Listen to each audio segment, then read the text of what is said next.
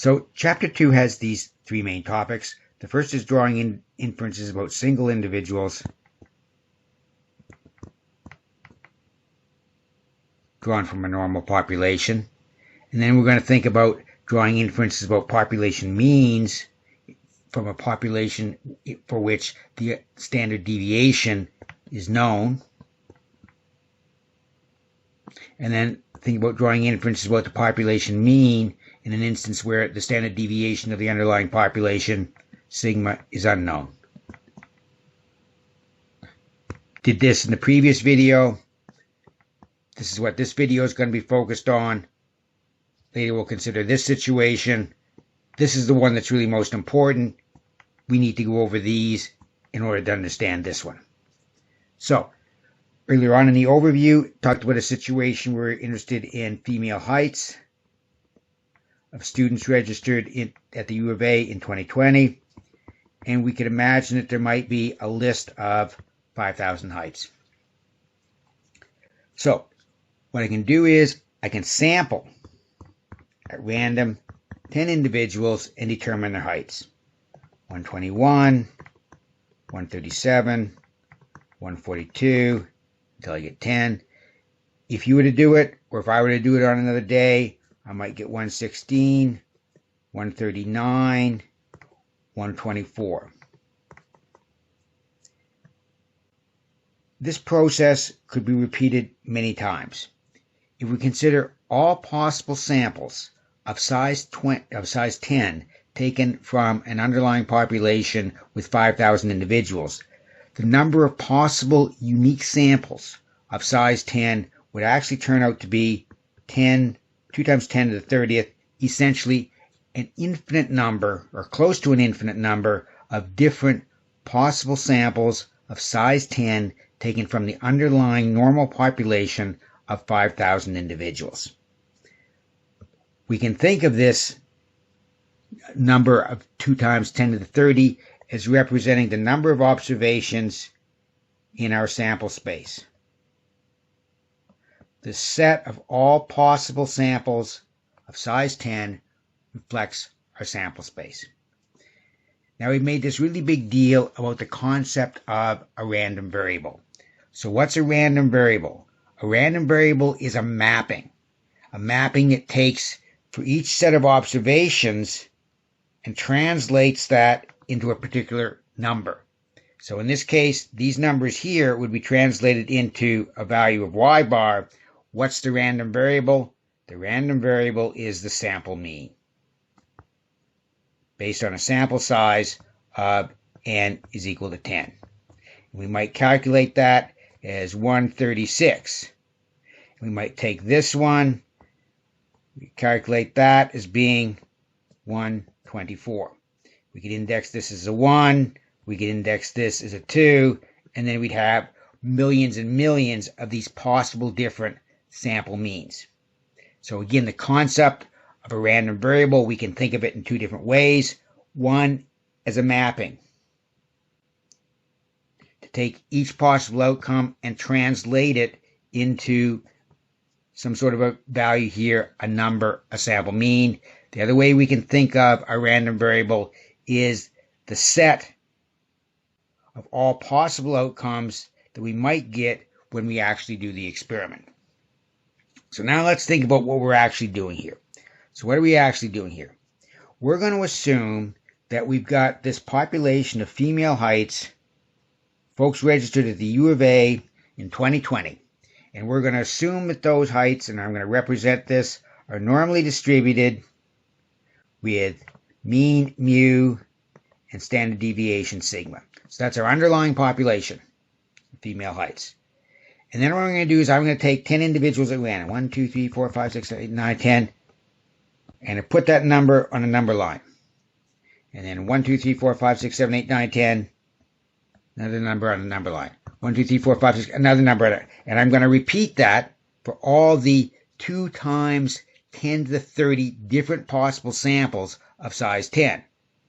And what I'm going to get, as it turns out, is I'm going to get a distribution that looks like that.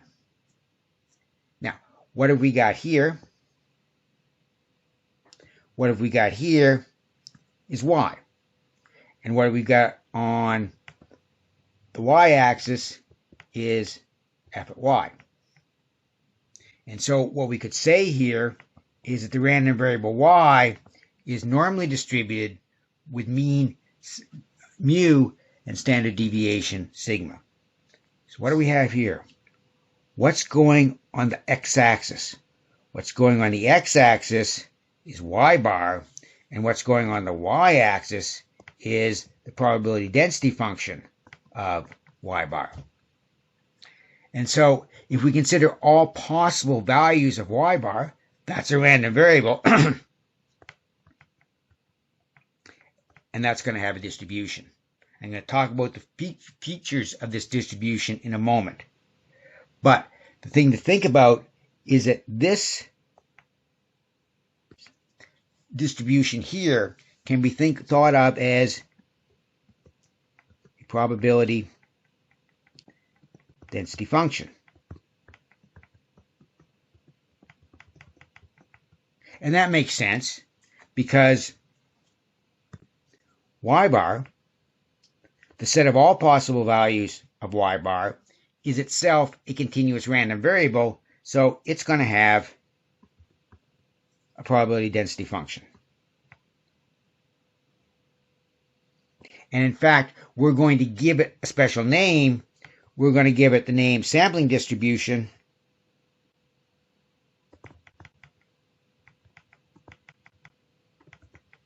Why is that? Because it's the probability density function of a particular random variable, a random variable that consists of sample statistics, the set of all possible values of our sample statistic y bar, which we calculate as the sum of all the yi over n.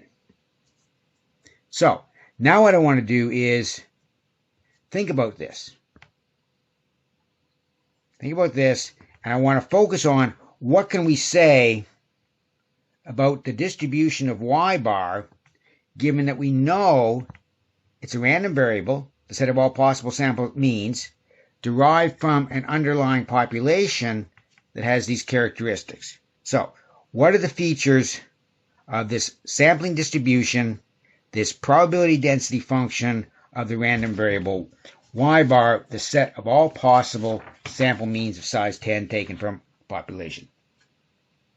So, we're going to assume that y, the underlying population, is normally distributed with mean mu and standard deviation sigma. So what can we say about y bar? First, y bar, the set of all possible sample means, is going to have a normal distribution. And that's actually very difficult to prove. So I'm not going to. So y bar is going to be normally distributed. The mean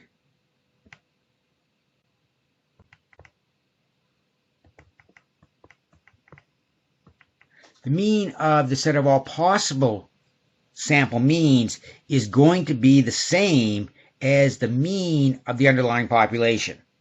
And that also is very hard to prove, and I'm not going to do that. Y bar is normally distributed. It's got a mean. It's also going to have its standard deviation. And the standard deviation of the set of all possible sample means from a population that has a standard deviation of sigma is going to be equal to sigma over root n. And that sort of makes a bit of sense. Because if you think about our underlying population, I mean, the actual number doesn't necessarily obvious, but the idea that the standard deviation of the set of all possible sample means would be less than that of the underlying population and dependent upon the sample size n sort of seems reasonable. Because here's our underlying population, y and f of y. And so what we're claiming is that if we look at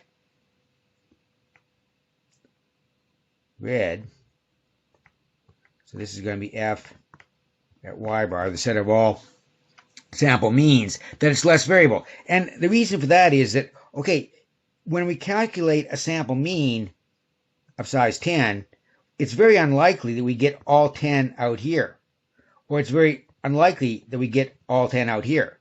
So you're going to have virtually no values in our sampling distribution that are going to be this extreme, because in order to get a value in our sampling distribution, this red distribution, that would be, a value over here or a value over here, all 10 of our samples would have had to come from this point on the underlying distribution.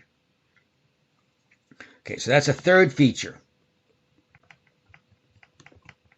of our sampling distribution, the set of all possible means of size n. Another thing is that we have a special word for this.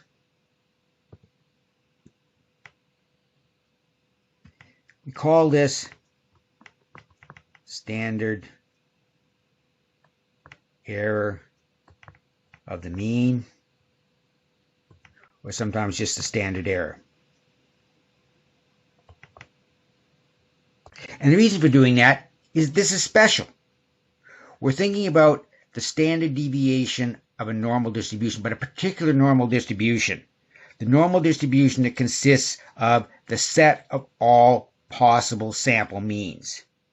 And so that's why we give it this special term, standard error. It's the standard deviation of the normal distribution derived from the set of all possible sample means. So, one thing we showed was that we could use this value, little z. We could use this value, little z, when we were back up here thinking about single individuals drawn from a population, and we calculated this thing as y minus mu over sigma. And then essentially what happened was, we can think of big Z, the set of all possible values of this. They would be normally distributed with mean 0 and standard deviation 1, and that's what allowed us to use the Z table.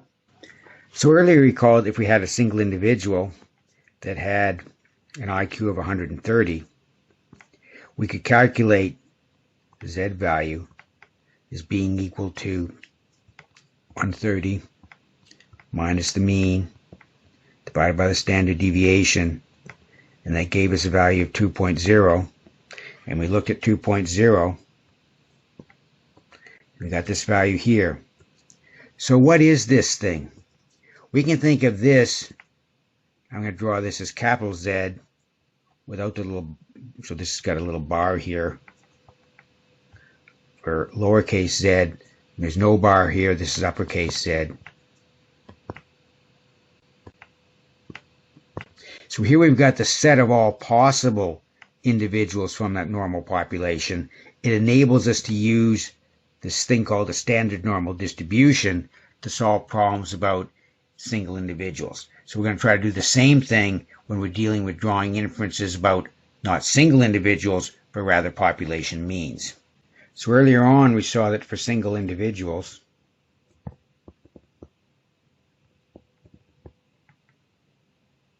we could calculate a z-score like this, lowercase z with a little bar here to indicate that it's a single individual, as opposed to the random variable, the set of all possible individuals in the population. And we could see that we could go from a single individual to the set of all possible individuals in the population and determine that we could calculate this capital letter Z that would allow us to use the standard normal distribution. Now we're going to do the same thing, except now we're going to be thinking about means, sample means. And we're going to calculate Z, and there's no difference between this symbol and that symbol. So we don't make any distinction between the single individuals and the sample means in terms of a representation to Z. We're going to calculate that as being equal to y bar minus mu divided by sigma over root n. And we're going to claim that those means are going to be distributed also normally with mean 0 and standard deviation 1. So I want to prove this last bit. So what I'm going to do is I'm going to start off what we know about y bar. The set of all possible means. So the set of all possible sample means are normally distributed with mean mu, the same as mean as the underlying population, but with a smaller standard deviation, sigma over root n. So if this is true, let's do this a little bit better. This is the tilde sign that represents distribution. Then it follows that y bar minus mu would be normally distributed with mean 0 and standard deviation sigma over root n. So that makes sense. If I had three numbers, 2, 3, 4, and I subtracted the mean, which is 3, from them, I get minus 1, 0, 1. So the average of these would be 0. So by subtracting the average from all those numbers, if I go from y bar to y bar minus mu, I'm going to go from mu to 0. Remember that the variance of a constant,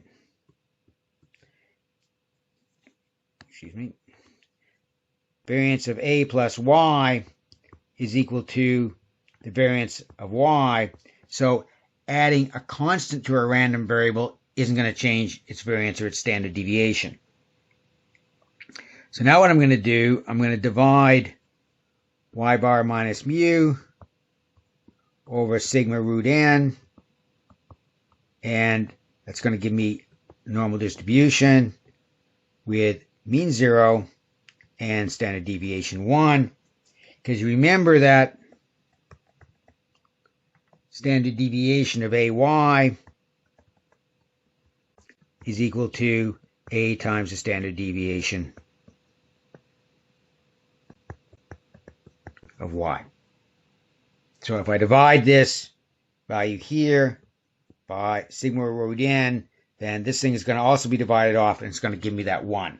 So what I've done here is shown that capital Z, which is equal to y bar minus u over sigma root n, is going to have this standard normal distribution.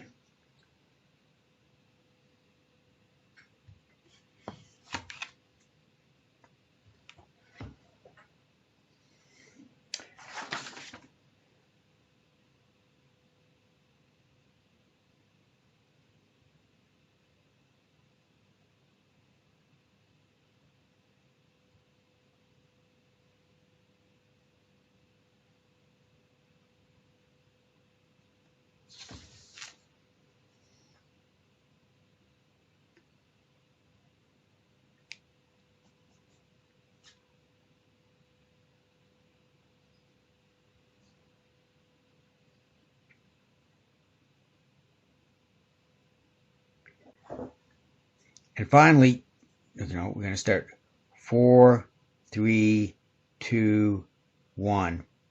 And finally, to reiterate a point that we've made many times before, we've made the distinction between y and y. A single individual, set of all possible individuals.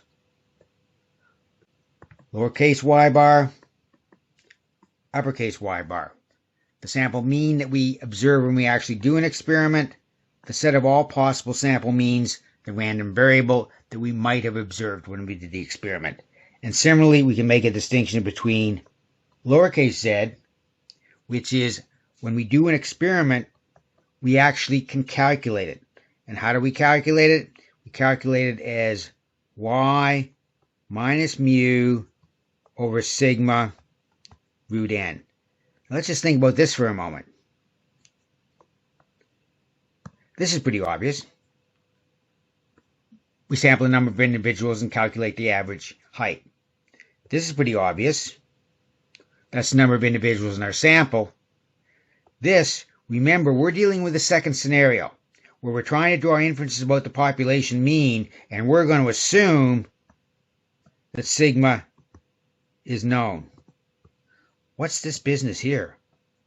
What's this business here? Well, I'm going to leave that hanging for the time being, and we'll come back to that. What we're going to choose as a value of mean or of mu, what we're going to think about as a value of mu when we actually do our experiment. But in any event, we've got this lowercase z, which we can think of as being the value of z that we calculate when we actually do the experiment, and distinguish that between uppercase z, to set up all possible values of lowercase z.